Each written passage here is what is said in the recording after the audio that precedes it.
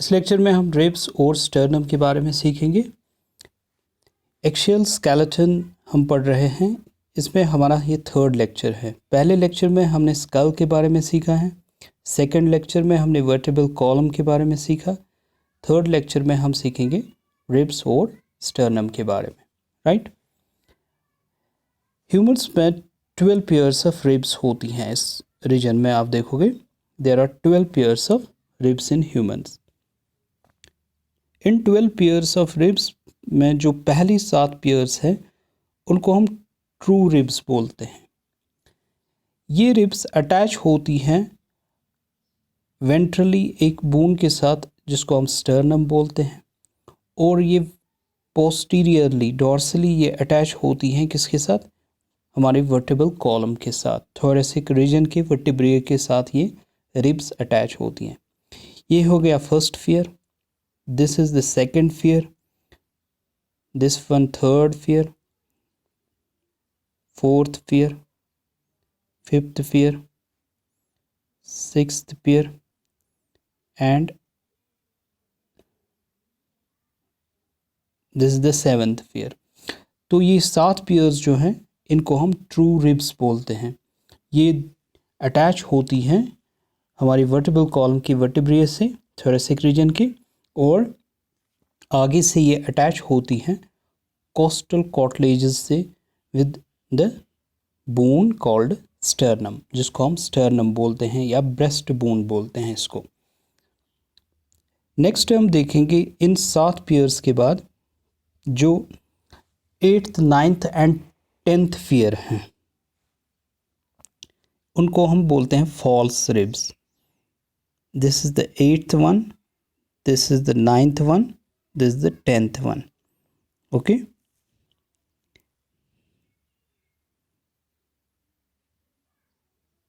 8th 9th and 10th one ये attach होती हैं इस 7th के साथ, this is the 7th rib। तो ये इसी 7th rib के साथ अटैच होती हैं, तो इनको हम फॉल्स रिब्स बोलते हैं। क्योंकि ये डायरेक्टली अटैच, इनको फॉल्स रिब्स क्यों बोलते हैं, क्योंकि ये डायरेक्टली अटैच नहीं होती किसके साथ, स्टर्नम के साथ। तो जो स्टर्नम के साथ डायरेक्टली अटैच होती हैं कोस्टल कार्टिलेज से, सिर्फ उन्हीं को हम ट्रू रिब्स बोलते हैं 1 to 7। लेकिन 8, 9 और 10th को हम बोलते हैं false ribs, right. These are called false ribs. उसके बाद 2 रिब्स बचते हैं क्योंकि हमारे पास 12 पेयर्स हैं। अब 11th और 12th को हम देखेंगे। 11th और 12th जो रिब हैं, ये 2 rib pairs, this is the 11th pair, this is the 12th one, this is the 11th pair. यहाँ से ये 11th पेयर हैं और ये 12th पेयर हैं। तो ये रिब्स आगे से कहीं पर अटैच नहीं होती, ये उनको हम इसीलिए बोलते हैं floating ribs. These 2 ribs are called 11th and 12th, they are called, one second, this 11th pair and 12th pair, ये 11th पेयर हैं, ये 12th पेयर, इनको हम फ्लोटिंग रिब्स बोलते हैं क्योंकि ये आगे से न तो किसी और रिब के साथ अटैच होती हैं और ना ही ये स्टर्नम के साथ अटैच होती हैं, राइट। अब हम देखेंगे इस बोन को जिसको हम स्टर्नम बोलते हैं या ब्रेस्ट बोन। आप इसमें देखोगे this breast bone is composed of 3 parts. The first part is called manubrium, इसको आप मेन्यूब्रियम बोलते हो। ये स्मॉल होता है दूसरे पार्ट से जिसको हम बॉडी बोलते हैं, this is body, okay, this part is body.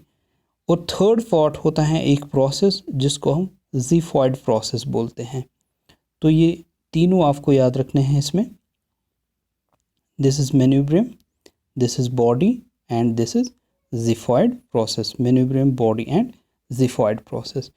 तो ये फीटल डेवलपमेंट के दौरान फ्यूज़ हो जाते हैं, ऑल्दो ये पहले अलग अलग होते हैं, जब ये फ्यूज़ हो जाते हैं तो एक ही स्ट्रक्चर बनता है, डैट इज़ स्टर्नम। तो इस स्टर्नम के साथ आप देखोगे स्टर्नम में नॉचेस होती हैं, there are little depressions, notch होती हैं। उन्हीं नॉच में कोस्टल कार्टिलेजेस अटैच हो जाती हैं किनकी, इन रिब्स की कोस्टल कार्टिलेजेस उन्हीं नॉट्स पे अटैच हो जाती हैं या आर्टिकुलेट करती हैं उन्हीं नॉट्स पे।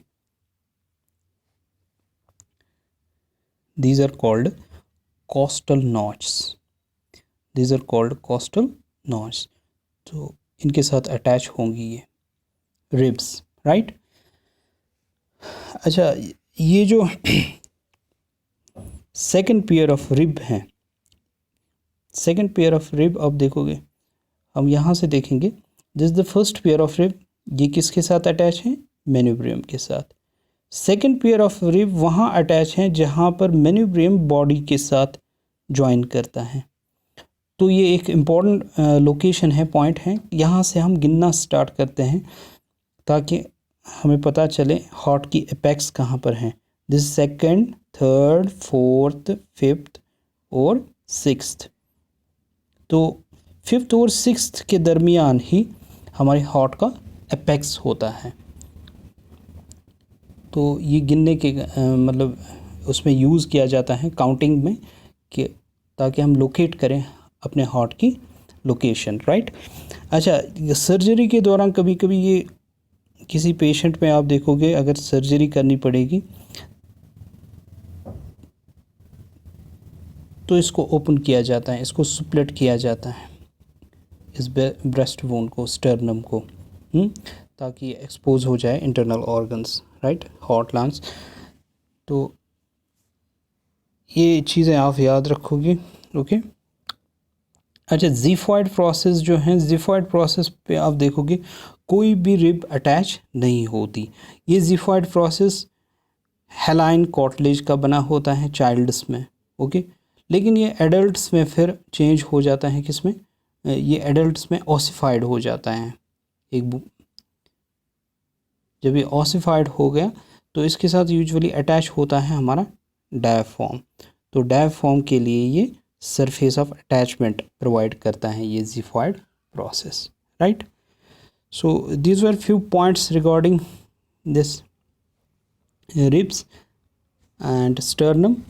ये रिब्स, स्टर्नम और हमारा जो वर्टेब्रल कॉलम है, ये मिला के एक केज बनाते हैं, ओके, जिसको आप बहुत बार सुना होगा आपने, इट्स कॉल्ड रिब केज। अब ये रिब केज क्या करता है, रिब केज प्रोटेक्ट करता है हमारे हार्ट को और हमारे लंग्स को, राइट। तो this is the function of rib cage. और ये रेस्पिरेशन में मतलब इजीली मूव करता है upward, inward. So these were few points regarding this rib cage.